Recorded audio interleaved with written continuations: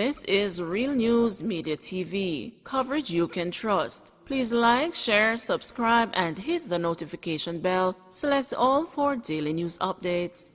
Good morning, my Real News Media TV family. Thank you so much for tuning in this morning, and I'm wishing for everyone a wonderful and a productive day.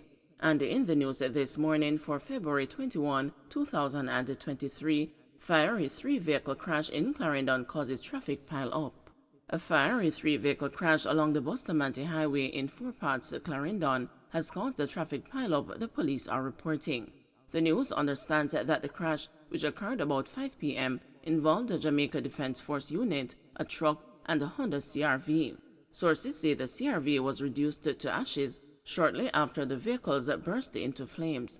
Head of Operations of the Clarendon Police Division, Deputy Superintendent Anton Cardoza, said no major injuries were reported. The Bustamante Highway is listed as a crash hotspot by the National Road Council of Jamaica. Father and son found dead in St. Catherine. Police in St. Catherine are probing a double murder after the bodies of a father and his son were found in a cane field in Ty-Dixon, Louisville on Monday afternoon.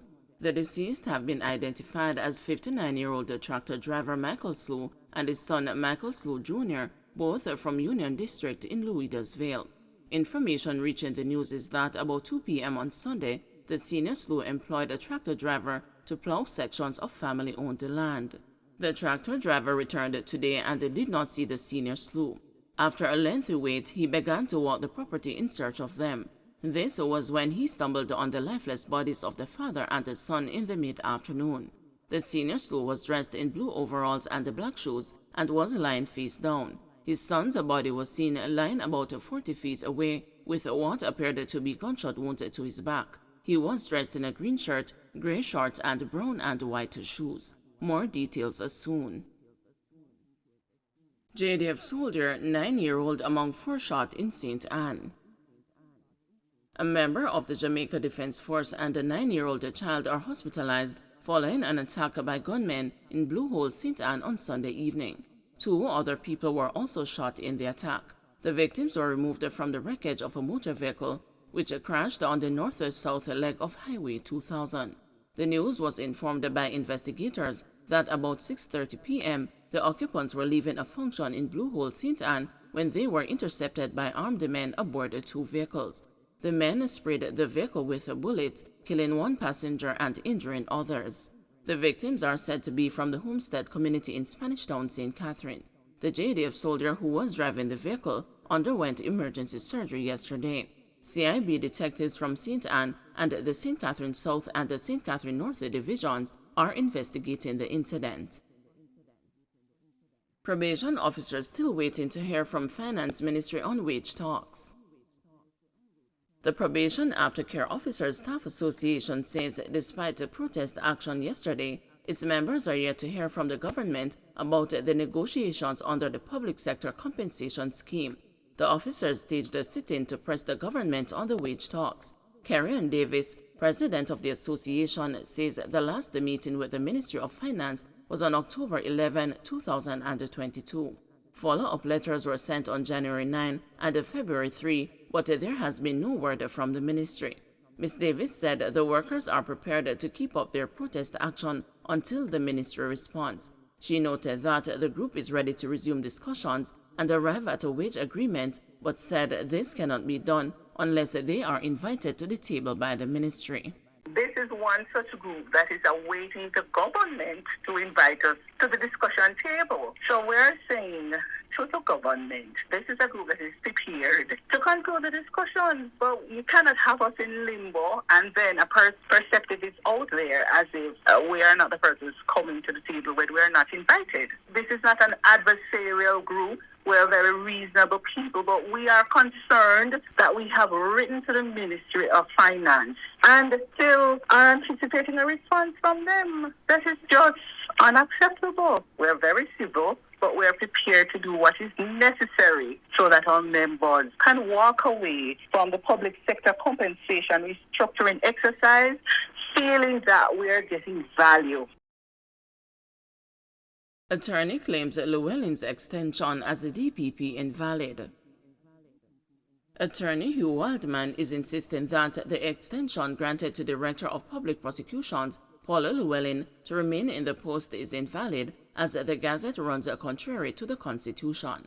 Mr. Wildman says he was made aware of a Gazette purporting to give validity to the extension granted to Ms. Llewellyn to remain in office from 2020, but he believes the Gazette took effect after Ms. Llewellyn reached the age of retirement. According to Mr. Wildman, the Gazette states that her appointment started on September 21, 2020, but he argued that this is the same date as Ms. Llewellyn's birthday. Because what it says that her appointment starts on the 21st of September 2020. Therefore, her birthday is on the 21st of September. Therefore, you can't give her an extension on her birthday. That's what Section 96(1)(b) says. Her entire appointment is a nullity. Therefore, she doesn't have an appointment. Well, you can see from their response that they didn't have any confidence in what the minister said, because they recognize that it has to be gazetted. That is why they came up with this belated gazette, and this belated gazette confirms our case. Second Grand Bahia worker killed near hotel identified. The employee of the Grand Bahia Principe Hotel in Runaway Bay, St. Anne, who was killed in a hit-and-run in the vicinity of the hotel yesterday morning, has been identified. He is 40-year-old bartender Francis Johnson of Farm Heights, Montego Bay, St. James. Police reports are that the incident happened about 8:20 a.m. Information reaching the news is that Johnson was walking along the side of the road towards the hotel when he was hit by a grey Toyota Allion. He was taken to hospital where he was pronounced dead. Johnson is the second employee of the hotel to pass away in the same vicinity in the last 3 days. On Saturday, 25-year-old Chef Omain Brown of Santa Maria Drive, Hopewell District in St. Anne died from injuries he sustained from a crash in the same vicinity. The manager for external relations to the Grand Bahia Principe Hotel, Fabian Brown, said both incidents are beyond unfortunate. The entire Bahia Principe family is saddened by the passing of two of our team members, one on Saturday and one this morning. It is a very, very unfortunate reality when you see the carelessness of some of the motoring public in the vicinity of areas and communities where people are commuting and moving around. We are very, very concerned, to say the least, but we are doing the best we can to offer comfort, consolation, and other services, not only to the families of the deceased team members, but also our own team members now on the property. But we're doing the best we are able to under these very, very trying circumstances. Sentencing delayed for woman found guilty of fatally stabbing ex-boyfriend. The sentencing of Norma Lynn Dawes, the woman who was found guilty of the stabbing death of her ex-boyfriend O'Shane Cole during a domestic dispute in 2019, has been postponed. Justice Leighton Pusey was forced to postpone the sentencing hearing in the Home Circuit Court after Dawes fired her attorneys Paul Gentles and Kemar Setal. The matter is now set for Friday after the judge's efforts to reassign Dawes an attorney proved futile.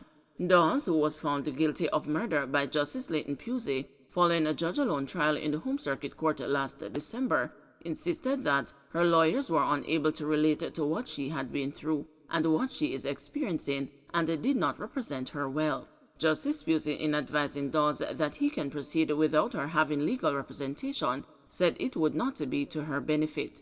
He explained that her attorney may call a character witness to testify on her behalf in support of a more lenient sentence. But pressing to have her conviction overturned, Dawes said she had a letter addressed to Chief Justice Brian Sykes. Justice Pusey pointed out to her that the sentencing decision rested with the trial judge. He also explained to the convicted woman that the next step after sentencing would be the Court of Appeal and not the Chief Justice. Don't forget to like, share, subscribe, and hit the notification bell. Select all for daily news updates.